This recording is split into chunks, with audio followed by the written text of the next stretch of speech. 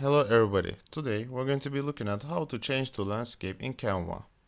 As you can see, we have a design here in portrait form. Now, let's go to the button at the top left of the page called Resize and Magic Switch. Here, we're gonna go on with Custom Size. We have a width and height option here. Click one of those and you can find extra options here like Square, Portrait, and Landscape. I'll click on Landscape and select Continue. Here, you can either select Copy and Resize or directly resize your design. I'll choose Copy and Resize because I want to keep both of the designs.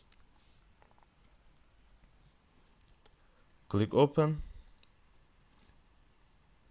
and there we are. Same design with landscape form. Hope that I could help. Take care.